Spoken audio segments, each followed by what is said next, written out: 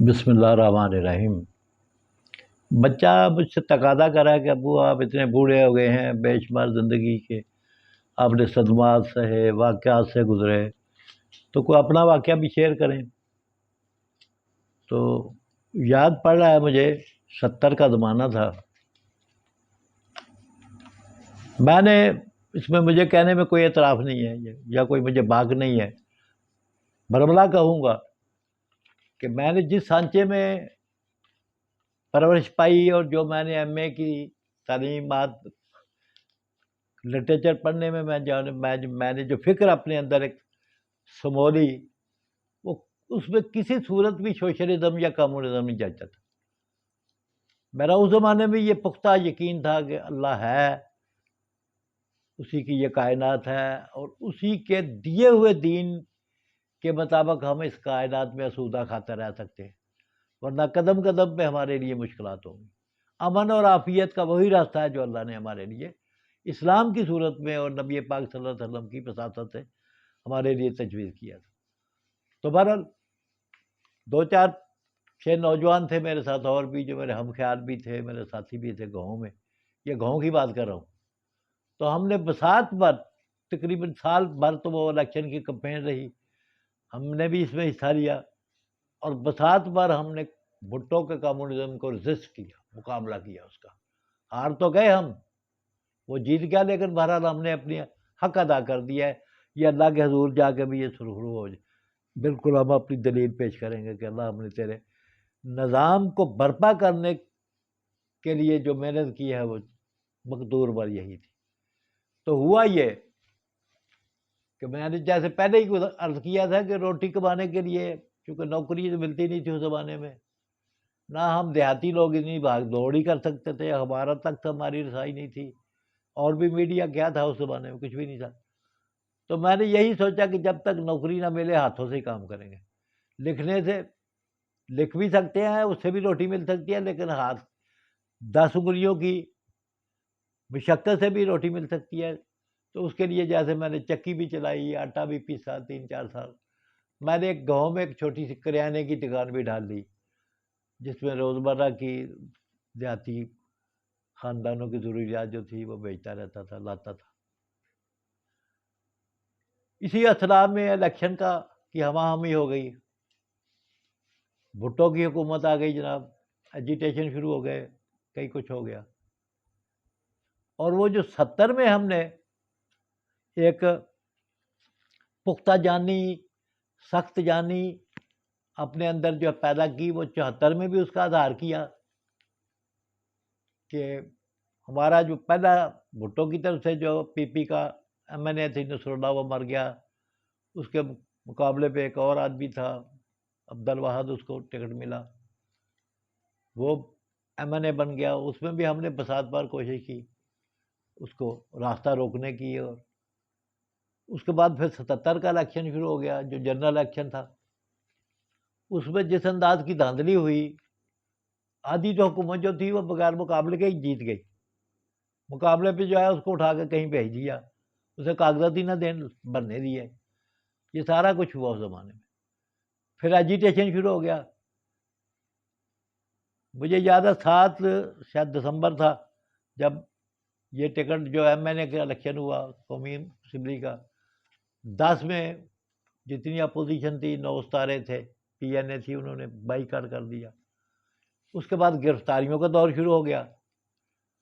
تو میرے گاؤں کے 6 آدمی نوجوان جو تھے، شاید مجھے بھی موقع مل جاتا، لیکن 6 پورے ہو گئے تھے، اور 6 روز کے روز جو تھے وہ ناروال گرفتاری دیتے تھے۔ جس دن ہمارے گاؤں کے پینل کی باری آئی، میں بھی ساتھ ہی تھا، لیکن میں نے وہ ہار نہیں پہنا ہوا تھا، وہ ہار پہن لیتے تھے اور پولیس کو پتہ چل جاتا تھا کہ یہ گرفتاری دینے آئے، تو گرفتاری ہوگی ان کی۔ گاؤں کا دیہاتی ماحول تھا، اور چونکہ یہاں بڑا یہ جو ایم پی اے تھا ہمارا ساتھ والے گاؤں کا تھا، بلکہ اسی گاؤں کا کہہ لو اسے، چوری محمد حسین، اللہ اسے غریب خیر رحمت کرے، اس نے بڑی دہشت پھیلائی۔ اور جو بچے قید میں تھے سیالکوٹ جناب دفعہ 44 کی خلاف ورزی میں، ان کی ماؤں کو، والدین کو طرح طرح کے طریقے بتاتے تھے کہ ادھر وہ سمندر میں پھینک دے گا، بٹوا ہو جائے گا، وہ ہو جائے گا، یہ ہو جائے گا۔ اور وہ مجھے پریشان رکھتے تھے بیچارے کہ تو یہاں گھر بیٹھا رہتے ہو، جیلے تل گئے۔ بہرحال اسی اسنا میں زیادہ کہانی لمبی نہیں کرنا چاہتا، اسی اسنا میں جناب میرا زیادہ وقت جیل میں گزرتا تھا، انہیں کی بات پرسی کے لیے، کچھ چیزیں لے کے جانا ان کے لیے، کچھ تحفے تحائف لے کے جانا۔ تو اسی اسنا میں میری چھوٹی سی جو تو گاؤں کی دکان تھی اس پہ چوری ہو گئی جناب۔ رات کو کسی نے تالا توڑا اور جو سامان تھا، سامان کیا تھا جو بھی تھا، دیسی گھی تھا کچھ، وہ ایک ٹین کے قریب وہ نکال لیا، جو پیسے تھے وہ نکال لیے، جو اور کھانے پینے والی اچھی چیزیں تھیں نکال لی۔ اب میں کس کے سامنے جا کے اس کی رپورٹ درج کرا تھا؟ حکومت ان کی تھی اور ہمیں سمجھا جاتا تھا کہ یہ مخالفین ہیں اور یہ جناب پتہ نہیں جماعت اسلامی کے لوگ ہیں، یہ کیا ہیں، جو بھی ہیں۔ تو میں نے پھر وہ اپنا غم جو ہے ایک نظم میں ڈھیل دیا۔ یہ بچے کی میں سمجھتا ہوں فرمائش پہ میں آپ کے سامنے شیئر کر رہا ہوں اس کو، یہ بڑا یہ ضد کرتا رہتا کہ اپنے تجربات بھی شیئر کریں۔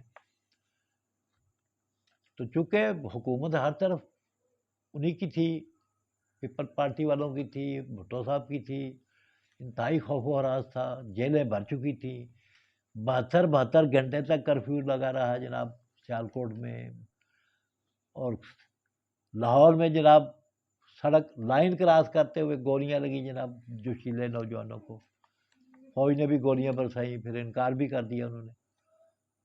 تو میں نے اپنی اس غم کو ایک نظم کی صورت میں پیش کیا کہ میرے چہرے کی المناک لکیروں پر نہ جا۔ اس کا میں نے عنوان رکھا آنچ۔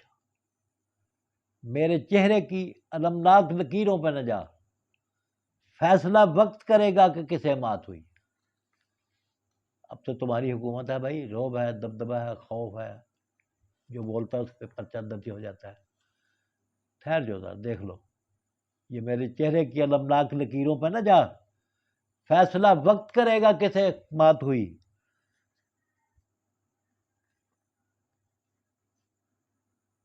ہر دور میں زخموں پہ نمک پاشی کی، یہ تھوڑا اندھیرا ہے مجھے نظر نہیں آ رہا، مجھے پڑھنا ہے، یاد تو نہیں زبانی مجھے یہ۔ کس نے ہر دور میں زخموں پہ نمک پاشی کی، کس کی تدبیر پہ رسم مفاجات ہوئی۔ میں تشریح نہیں کروں گا اپنے اشعار کی، یہ خود کرنا ہے آپ۔ کس نے ہر دور میں زخموں پہ نمک پاشی کی، کس کی تدبیر پہ رسم مفاجات ہوئی، کس نے انسان کی عظمت پہ لہو تھوکا ہے، کس نے انسان کی عظمت پہ لہو تھوکا ہے، کس کے آنگن میں روایات نے دم توڑ دیا، اور کس نے ماضی کے تھپیڑوں کو زبانیں دے کر، کس نے ماضی کے تھپیڑوں کو زبانیں دے کر سوء وحشت میری تاریخ کا رخ موڑ دیا، کس نے تہذیب کے رشتے ہوئے اندھیاروں سے، کس نے تہذیب کے رشتے ہوئے اندھیاروں سے آج گلشن کے اجالوں کو گراں بار کیا۔ بہتے دھارے ہیں کہ انسان کی زخمی سانسیں ہیں، جیسے ہر موج نے ساحل کو سبکسار کیا۔ میرے چہرے کی المناک لکیروں پہ نہ جا، فیصلہ وقت کرے گا کہ کسے مات ہوئی۔ یہ آپ آج 40 سال بعد یا 50 سال بعد دیکھ سکتے ہیں کس کو مات ہوئی۔ میرے چہرے کی المناک لکیروں پہ نہ جا، فیصلہ وقت کرے گا کہ کسے مات ہوئی۔ کس نے ہر دور میں انسان کو صدائیں دی ہیں، کس نے ہر دور میں انسان کو صدائیں دی ہیں، اور کس کے اشکوں سے خرابات میں برسات ہوئی۔ کس نے احساس کے گنچوں سے چٹک پائی ہے، کس کے احساس سے گنچوں نے چٹک پائی ہے، کس کی سانسوں سے بہاریں بھی مہک جاتی ہیں، اور کس کی ترغیب سے ایک جوش حیاتی پا کر موجیں اٹھتی ہیں تو ساحل سے لپٹ جاتی ہیں۔ سین گلشن ہے کہ آہوں کی شررباری ہے، لالا و گل ہے میری خواہش اظہار کا نام، میری نبضیں ہیں کہ تاریخ کی شریانیں ہیں، میرا جیون ہے کسی کوچہ دلدار کی شام۔ میں نے انسان کی عظمت کے ترانے گائے، میں نے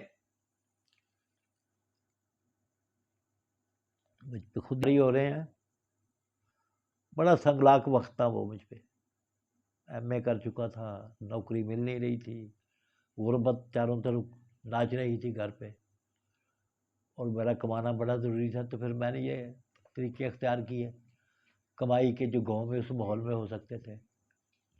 ریڑے چلائے، بلکہ پہلا ریڑا ہی اس گاؤں میں نے 2 پہیوں والا بنایا، نارول سے سودا لانے کے لیے خود چلاتا تھا۔ کسی سے نام ہے جناب میرے ساتھ یہ حادثہ ہو گیا، جس کی میں کہیں ربڑ بھی درج نہیں کر، کسی نے سننا ہی نہیں تھا۔ تو پھر میں نے یہ اپنا غم اسی میں ڈھیل دیا کہ میں نے انسان کی عظمت کے ترانے گائے، تو نے انسان کی عظمت پہ لہو تھوکا ہے، میں نے تاریخ کے دامن میں ستارے ٹانکے، تیرا ہر گام پہ پندارے رفو جھوٹا ہے، اور میرے چہرے کی المناک لکیروں پہ نہ جا، فیصلہ وقت کرے گا کہ کیسے بات ہوئی۔